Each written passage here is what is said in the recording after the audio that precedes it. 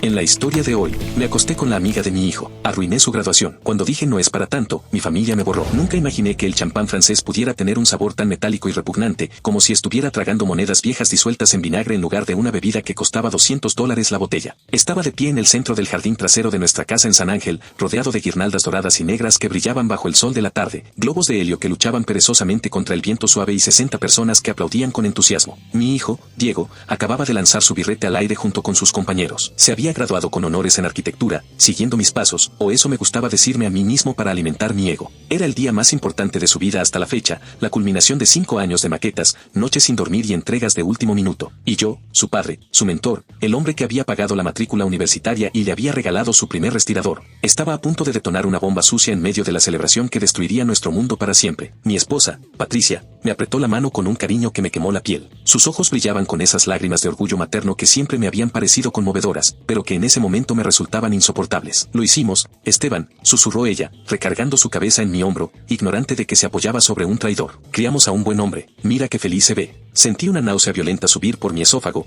una mezcla de culpa y adrenalina tóxica. Me solté de su agarre con una suavidad calculada, fingiendo que necesitaba ajustar el nudo de mi corbata o saludar a alguien, porque el contacto de su piel, que había sido mi refugio y mi hogar durante 26 años, ahora me provocaba una repulsión moral hacia mí mismo que no podía disimular. No porque ya no la quisiera, de alguna manera retorcida, todavía la quería, sino porque yo ya no merecía tocarla. Yo estaba sucio. Sí, dije, con la garganta seca como lija. Es un gran chico, se merece todo esto. Mis ojos, sin embargo, no estaban fijos en Diego recibiendo abrazos de sus tíos. Mis ojos, traicioneros y adictos, estaban escaneando la multitud como un radar, buscando una cabellera rubia específica, una risa particular que conocía mejor que la mía, y la encontré. Estaba junto a la mesa de los quesos, riendo con un grupo de amigos de la universidad, con una copa en la mano y un vestido verde esmeralda que resaltaba peligrosamente sus ojos. Valentina, la mejor amiga de mi hijo desde la preparatoria, la chica que había cenado en nuestra mesa incontables veces los domingos, la que había dormido en nuestra habitación de huéspedes cuando sus padres tuvieron aquel divorcio terrible, la chica a la que yo había visto crecer, cambiar de frenos a maquillaje, de niña a mujer, la chica que Diego miraba con una adoración secreta y protectora que él creía que nadie notaba, pero que yo, su padre, veía con claridad.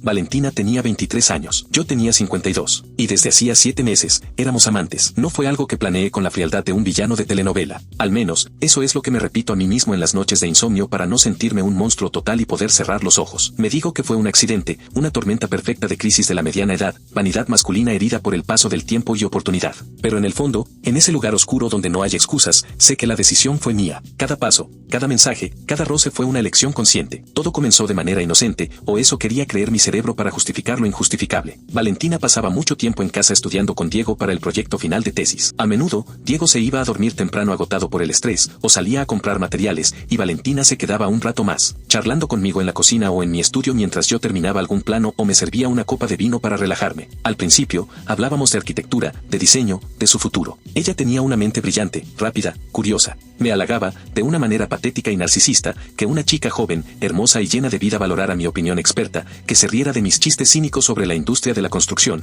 que me mirara con esa admiración que Patricia, después de tantos años de rutina, facturas y convivencia, ya no mostraba tan a menudo. Patricia me veía como a su marido, el hombre que roncaba y dejaba la toalla mojada en la cama. Valentina me veía como a Esteban, el arquitecto exitoso, el hombre de mundo. La línea invisible se cruzó una noche lluviosa de noviembre del año pasado. Diego estaba en un viaje de campo supervisando una obra. Patricia estaba visitando a su hermana en otra ciudad por el fin de semana. Valentina vino a traer unos planos que Diego había olvidado y se quedó atrapada por una tormenta eléctrica que inundó las calles. Las aplicaciones de transporte no funcionaban, no había coches disponibles. Le ofrecí llevarla a casa, pero mi camioneta tenía una falla en el alternador, una casualidad maldita que interpreté como destino. Le ofrecí quedarse en la habitación de huéspedes hasta que pasara la lluvia. Cenamos algo rápido. Abrimos una botella de vino tinto. La conversación fluyó, pasando de los planos a la vida, a los sueños frustrados, a la soledad que a veces se siente incluso estando acompañado. Ella me confesó, con los ojos brillantes por el alcohol, que siempre le habían atraído los hombres mayores, que los chicos de su edad, incluido Diego, le parecían inmaduros, niños jugando a ser adultos. Me dijo, bajando la voz y mirándome directamente a los ojos, que yo era el tipo de hombre que ella aspiraba a encontrar algún día, seguro, establecido, interesante. El ego es una droga más poderosa que la cocaína. En ese momento,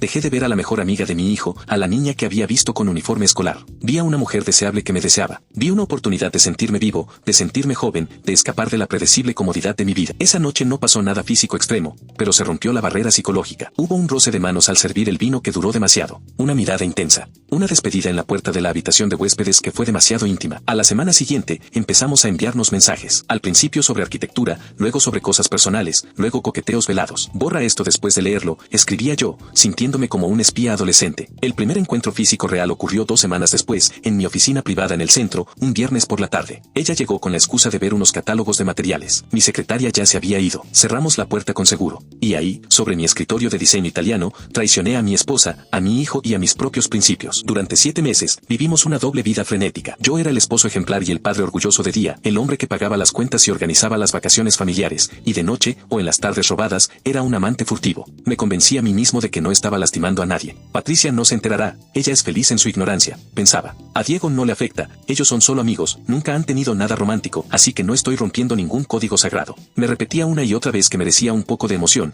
que había trabajado duro toda mi vida por ellos. La justificación del egoísta supremo. Pero volvamos a la fiesta de graduación. La zona cero. El alcohol fluía como agua. La música estaba alta, una lista de reproducción de jazz y pop que Diego había elegido. El ambiente era de euforia desmedida. Yo había bebido 4 whiskies dobles en la última hora para calmar los nervios que me comían por dentro, pero el alcohol solo había logrado soltarme la lengua y nublarme el juicio de peligro. Me sentía invencible. Me sentía el rey del mundo. Tenía a mi familia, tenía el éxito y tenía a mi amante secreta en la misma fiesta, bajo las narices de todos. Valentina se acercó a mí cuando Patricia fue a la cocina a supervisar que los camareros sacaran los canapés calientes a tiempo. Valentina pasó rozando mi brazo, dejando una estela de su perfume floral que se había convertido en mi adicción. Te ves increíblemente guapo con ese traje, Esteban, susurró, sin mirarme directamente, fingiendo observar una planta, pero rozando mi mano con la suya. Un contacto eléctrico y peligroso a la vista de 60 personas. Tú estás espectacular, respondí en voz baja, casi gutural, mirando el perfil de su cuello. No puedo dejar de mirarte. Es una tortura. Necesito verte a solas. Ahora. Estás loco, dijo ella con una risita nerviosa. Está toda tu familia aquí. Está Diego a 10 metros hablando con sus primos. 5 minutos. En el estudio del jardín, al fondo. Nadie va a entrar ahí. Todos están concentrados en el brindis y la comida. Necesito besarte o me voy a volver loco aquí mismo. Ella dudó un segundo, mirando hacia Diego, pero vi el brillo oscuro de la adrenalina en sus ojos. Asintió levemente y se alejó caminando hacia el baño de invitados de la casa principal para despistar. Yo esperé 2 minutos eternos, saludé a un par de parientes lejanos con palmadas falsas en la espalda y me deslizé como una sombra hacia el fondo del jardín, donde tenía mi pequeño estudio de arquitectura privado, una cabaña de madera y cristal insonorizada donde solía refugiarme para trabajar en paz. Entré.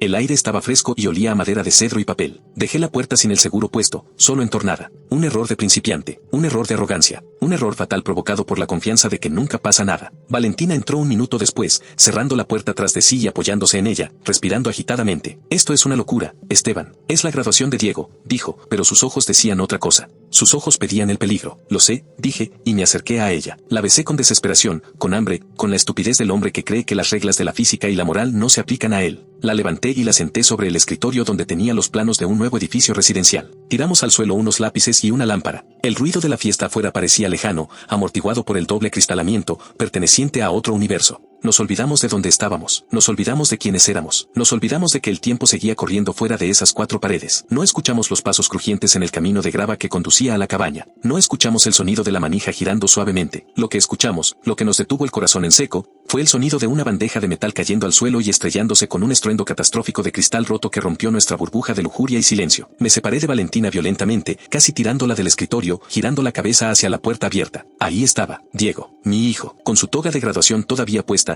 desabrochada, ondeando con la brisa nocturna. A sus pies, en medio de un charco de champán y cristales rotos, yacía una bandeja de plata con 2 copas y unos canapés finos. Había venido a buscarme, a su padre, a su mentor, para tener un momento privado, para brindar hombre a hombre, para agradecerme por todo el apoyo durante la carrera. Su rostro, Dios mío, su rostro. Jamás, aunque viva 100 años y pierda la memoria por la edad, podré borrar esa imagen de mi mente. No era ira lo que vi al principio. Era una confusión absoluta, un cortocircuito neuronal masivo, como si su cerebro se negara a procesar la información visual que recibía porque era demasiado traumática, demasiado imposible. Miraba a Valentina, su mejor amiga, su confidente de toda la vida, con el vestido desajustado, el cabello revuelto y el labial corrido. Me miraba a mí, su padre, su héroe, con la camisa fuera del pantalón y la cara manchada de carmín. ¿Papá? Su voz fue un hilo, un susurro roto, infantil, lleno de incredulidad. Valentina se cubrió la cara con las manos y soltó un sollozo ahogado, encogiéndose en el escritorio, tratando de desaparecer. Yo intenté arreglarme la ropa con manos que parecían de trapo, temblando incontrolablemente, balbuceando estupideces que no tenían sentido alguno. Diego, hijo, espera, no es lo que parece, déjame explicarte, por favor, escúchame. El shock inicial de Diego dio paso al horror puro y absoluto. Dio un paso atrás, tambaleándose, como si hubiera recibido un golpe físico en el pecho con un martillo. ¿Qué estás haciendo?, preguntó, su voz subiendo de volumen, quebrándose en un gallo doloroso. Con Valentín. Es mi mejor amiga. Papá, es Valentina.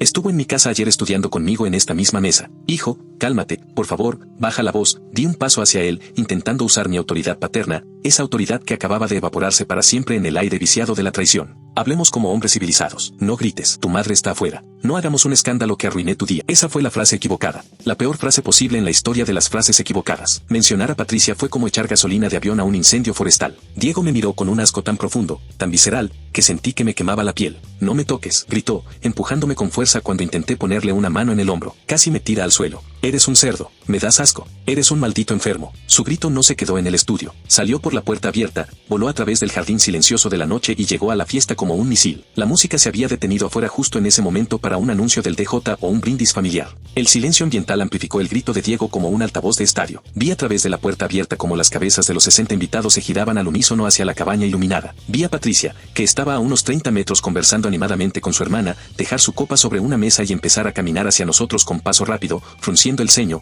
preocupada, intuyendo que algo malo pasaba con su hijo. Diego, cállate, por el amor de Dios, le siseé, presa del pánico absoluto, viendo cómo mi vida perfecta se desmoronaba en cámara lenta frente a mis ojos. Vas a arruinar tu fiesta, vas a matar a tu madre de un disgusto. Hablemos de esto mañana con calma. No es para tanto, somos adultos, estas cosas pasan, es complicado, la vida no es blanco y negro. ¿Qué no es para tanto? Diego me miró con incredulidad, con los ojos llenos de lágrimas de furia y dolor. Te estás acostando con la única persona en la que confiaba además de mamá, en mi propia casa, el día de mi graduación, y tienes los huevos de decirme que no es para tanto. Patricia llegó a la puerta del estudio. Detrás de ella venían mis suegros, mi cuñado y un par de primos. Una pequeña multitud se congregó en la entrada. ¿Qué pasa? ¿Por qué gritan? Diego, ¿estás bien? Preguntó Patricia, entrando con prisa y miedo en la voz. Entonces vio la escena, el cuadro completo de la devastación. Me vio a mí, rojo, desaliñado, con la culpa escrita en la frente con luces de neón. Vio a Valentina llorando en un rincón, intentando subirse el tirante del vestido y esconderse. Vio la bandeja tirada en el suelo con el champán derramado. Y vio la cara destruida, roja y bañada en lágrimas de su hijo. Patricia es una mujer inteligente, brillante. No necesitó que nadie le explicara nada. Su mirada fue de Valentina a mí, conectando los puntos en un milisegundo, y en un latido, 26 años de matrimonio se evaporaron como agua en el desierto. Su rostro se puso blanco como el papel, drenado de vida. Se llevó una mano al pecho, boqueando, como si le estuviera dando un infarto real.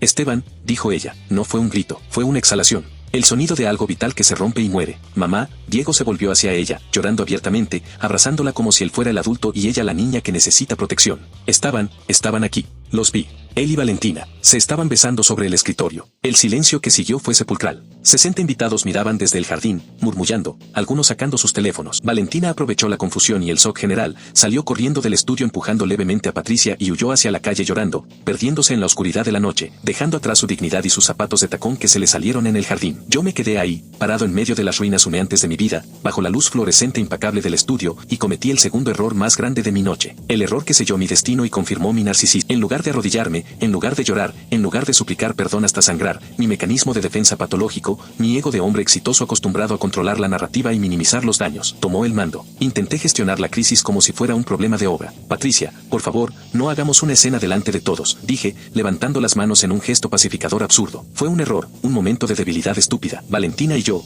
bueno, somos adultos conscientes. Pasó. Fue solo físico, una atracción momentánea. No significa nada emocional. No arruinemos la noche de Diego y la reputación de la familia por un desliz sin importancia que podemos arreglar en terapia. Patricia me miró. Sus ojos, esos ojos color miel que me habían mirado con amor y confianza durante más de 2 décadas, ahora eran 2 pozos negros, vacíos, muertos. ¿Un desliz? Preguntó ella con voz temblorosa, apenas audible. ¿Con la niña que ha crecido en nuestra cocina? ¿Con la mejor amiga de tu hijo? ¿En su fiesta de graduación? ¿En tu estudio? Ella no es una niña, Patricia. Tiene 23 años. Es una mujer hecha y derecha que sabe lo que hace. Y yo soy un hombre con necesidades. Estas cosas suceden, es biología pura. No es para tanto si lo analizamos fríamente, no hay sentimientos involucrados, nadie murió. El sonido de la bofetada resonó como un disparo de cañón en el estudio pequeño. Patricia me golpeó con tanta fuerza, con tanta rabia acumulada en un segundo, que mi cara giró hacia un lado y sentí el sabor metálico de la sangre en mi boca por un labio partido. ¡Lárgate!, gritó ella. Esta vez sí fue un grito, un alarido gutural que salió de sus entrañas desgarradas. Vete de mi casa. Ahora mismo. Sal de mi vista, maldito bastardo. Es mi casa también, Patricia, intenté argumentar, aferrándome a la legalidad absurda y patética en medio del caos moral. Yo pagué cada ladrillo de este lugar.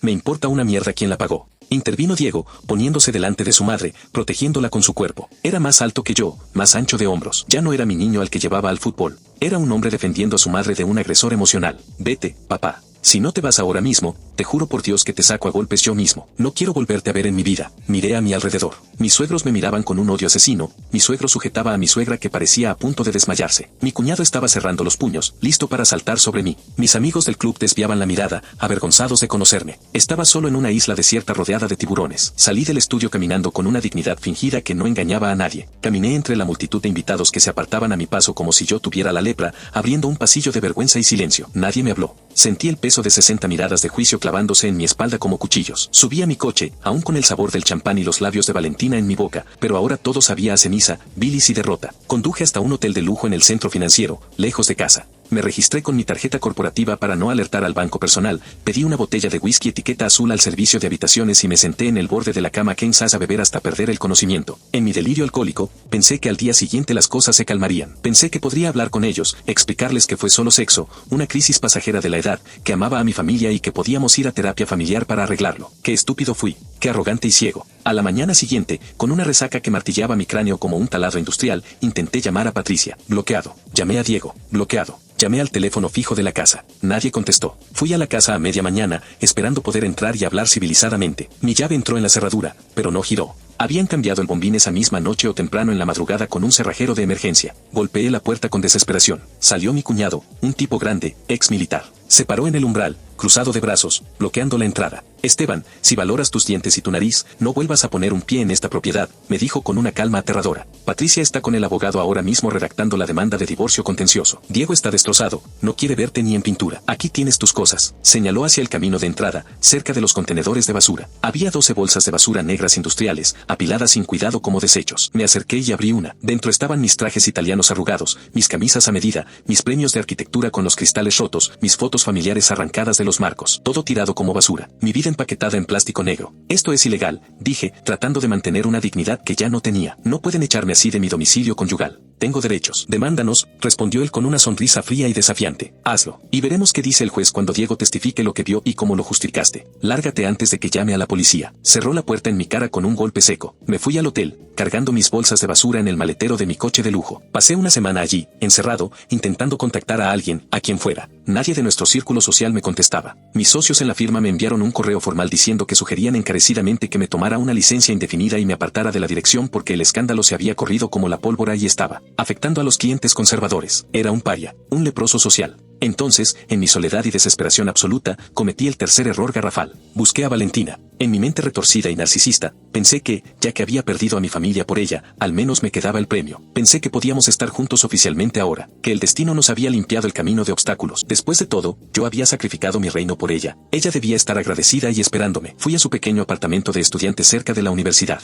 Ella me abrió la puerta con la cadena de seguridad puesta. Tenía los ojos hinchados y rojos, ojeras profundas. ¿Qué haces aquí?, me preguntó, asustada, susurrando. Vete, Valentín, mi amor, todo se fue al diablo. Me echaron, pero, estamos juntos en esto, ¿no? Ya no tenemos que escondernos. Podemos irnos de viaje, empezar de cero en otra ciudad. Tengo ahorros. Ella me miró a través de la rendija de la puerta como si estuviera viendo a un monstruo demente salido de una pesadilla. ¿Juntos? ¿Estás loco, Esteban? Me arruinaste la vida. Diego me bloqueó de todo, me odia. Mis amigos me odian, me llaman zorra rompehogares en redes sociales. Mis padres se enteraron y me van a cortar la mensualidad y obligar a regresar a su casa. Yo no quiero estar contigo, pero, nuestra conexión, lo que hablamos esas noches, dijiste que yo era tu ideal. Eras una aventura, Esteban, gritó ella, histérica. Eras algo emocionante porque eras prohibido, porque eras el papá rico y poderoso de mi amigo. Eras un sugar daddy sin pagar. No quiero ser la madrastra de mi mejor amigo. Eres un viejo, tienes la edad de mi papá. Me das asco ahora. Vete. Sus palabras me golpearon más fuerte que la bofetada de Patricia. Eres un viejo, una aventura. Me das asco. La realidad me cayó encima como una losa de concreto de 10 toneladas. Yo no era su gran amor. Era su juguete, su experimento, su error de juventud. Pero, me dijiste que me admirabas, que me amabas, balbuceé, patético, aferrándome a las mentiras que alimentaron mi ego durante meses. Dije lo que querías oír para sentirme especial, para que me invitaras a vinos caros y me prestaras atención. Por Dios, Esteban, despierta. Vete. No quiero volverte a ver.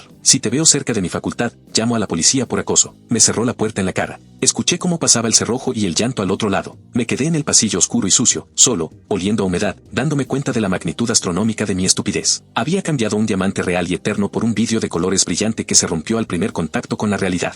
Había cambiado 26 años de lealtad, historia, construcción conjunta y amor real por 7 meses de adulación falsa, sexo furtivo y la validación vacía de una niña confundida. La batalla legal fue brutal, rápida y despiadada. Patricia contrató al mejor abogado de divorcios de la ciudad, un tiburón llamado Javier que conocía todos mis trucos financieros porque había trabajado conmigo en el pasado. No tuvo piedad. Alegaron adulterio flagrante, daño moral severo, destrucción del núcleo familiar y trauma psicológico al hijo. En el juicio, mi abogado intentó usar la estrategia de diferencias irreconciliables para proteger mis activos y evitar la culpa pública, pero el juez, al ver las pruebas y escuchar el testimonio desgarrador de mi propio hijo, que se negó a mirarme a la cara durante todo el proceso y habló con voz monótona, no tuvo ni una pizca de simpatía. Perdí la casa. Perdí el 60% de mis ahorros líquidos y mis inversiones. Tuve que ceder mis acciones mayoritarias en la firma de arquitectos para pagar la liquidación y evitar que la empresa se disolviera. Tuve que pagar una pensión compensatoria enorme a Patricia por los años que ella dedicó a la familia y a apoyar mi carrera. Pero lo material, el dinero, las casas, los coches, eso no fue lo peor. Lo peor fue la soledad absoluta y aplastante. Me mudé a un apartamento moderno, frío y minimalista en una zona de moda del centro, un lugar lleno de solteros jóvenes que me miraban como al tío raro. Tenía dinero suficiente para vivir bien. Empecé a trabajar como consultor independiente desde casa, pero no tenía vida. Mi agenda estaba vacía. Mi teléfono no sonaba. Llegaba Navidad y no tenía a dónde ir. Comía pavo recalentado de un restaurante de lujo solo frente a la televisión, viendo programas especiales de familias felices. Llegaba mi cumpleaños y mi teléfono no recibía ni un mensaje de felicidades. Intenté contactar a Diego muchas veces. Le envié cartas manuscritas pidiendo perdón, explicando mi lado. Le envié correos electrónicos largos y detallados explicando mi arrepentimiento. Le deposité dinero en su cuenta para su maestría, que él devolvía inmediatamente con una nota de transferencia bancaria que decía no lo quiero, no lo necesito. Un año y medio después del divorcio, logré interceptar a Diego a la salida de su trabajo. Había conseguido empleo en una multinacional prestigiosa por sus propios méritos, sin mi ayuda ni mis contactos, usando el apellido de soltera de su madre. Diego, le grité desde la acera, corriendo hacia él como un desesperado. Él se detuvo, se giró lentamente, me miró. Se veía más maduro, más serio, más hombre. Llevaba barba recortada. Ya no tenía esa mirada inocente y confiada de niño que yo adoraba. Tenía la mirada dura de alguien que ha sobrevivido a una traición. ¿Qué quieres?, preguntó fríamente, sin acercarse, manteniendo una distancia de seguridad. Hijo, por favor. Ha pasado tiempo. Te extraño cada día. Cometí un error, lo sé. Soy humano, soy falible, pero soy tu padre. Te he criado, te he amado toda tu vida, te enseñé a jugar fútbol, te enseñé a dibujar. ¿Vas a borrar 23 años de amor y dedicación por un error? Diego se acercó a mí lentamente, me miró a los ojos y vi una dureza en su mirada que me asustó, una cicatriz que yo había provocado y que nunca sanaría. No fue un error, Esteban. Un error es olvidar las llaves, perder la cartera o chocar el coche por distracción. Lo que tú hiciste fue una elección consciente y repetida. Elegiste acostarte con Valentina una y otra vez durante meses. Elegiste mentirnos a la cara a mamá y a mí todos los días en la cena. Elegiste humillarla a ella y humillarme a mí el día más importante de mi vida, en mi propia fiesta. Y luego, cuando te atrapé, tuviste el descaro cínico y narcisista de decirme que no era para tanto. Estaba asustado, dije estupideces, estaba borracho, no sabía lo que decía. No. Dijiste lo que sentías en ese momento, minimizaste nuestra familia. Para ti, nuestro dolor no era importante comparado con tu placer y tu ego. Y sobre Valentina, ella era la hermana que nunca tuve, y tú la convertiste en tu amante. Me quitaste a mi padre y a mi mejor amiga el mismo día, en el mismo instante. Eso no se perdona con una carta y un cheque. Hijo, estoy solo. Me arrepiento cada minuto. No tengo a nadie. Soy un viejo solo. Me alegra que estés solo, dijo él, con una sinceridad brutal que me heló la sangre. Es lo justo. Tienes lo que querías, ¿no?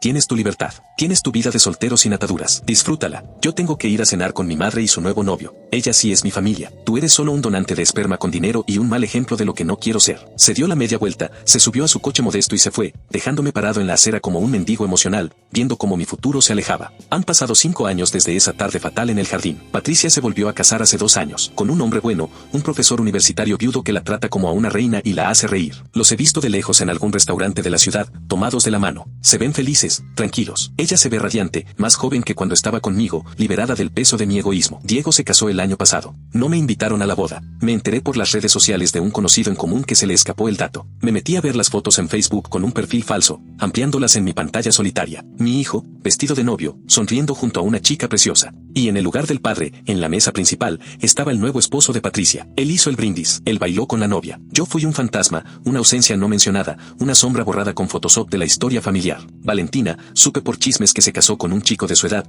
tuvo un hijo y se mudó a otro estado para escapar de la reputación. Probablemente ni se acuerda de mí, o soy solo una anécdota vergonzosa de su juventud, un error de cálculo que prefiere olvidar. Yo sigo aquí, en mi apartamento de lujo con vistas a la ciudad que ayudé a construir. Tengo éxito profesional moderado. Tengo un coche deportivo alemán. Salgo con mujeres jóvenes ocasionalmente que buscan mi dinero o mi estatus, pero ninguna se queda más de unas semanas. Todas huelen mi desesperación, mi amargura, mi vacío. Soy incapaz de conectar. Soy incapaz de amar porque me odio a mí mismo. Cada noche noche, cuando llego a casa y me recibe el silencio sepulcral, me sirvo una copa de ese whisky caro que tanto me gusta, me siento en mi sillón de diseño italiano y brindo por mí mismo frente al espejo del salón. Salud, Esteban. Querías sentirte joven, querías sentirte vivo, querías emoción. Bueno, aquí estás, vivo, rico y absolutamente solo. La frase no es para tanto resuena en mi cabeza cada día como una maldición bíblica, como un mantra de mi propia destrucción. Fue la mentira más grande, estúpida y costosa que he dicho en mi vida. Fue para tanto, fue para todo. Me costó todo lo que valía la pena. Aprendí a la mala, de la forma más cruel y definitiva posible, que la familia no es un derecho adquirido por sangre o dinero, es un privilegio diario que se mantiene con lealtad, respeto y cuidado. Y que la confianza es como un espejo antiguo y valioso,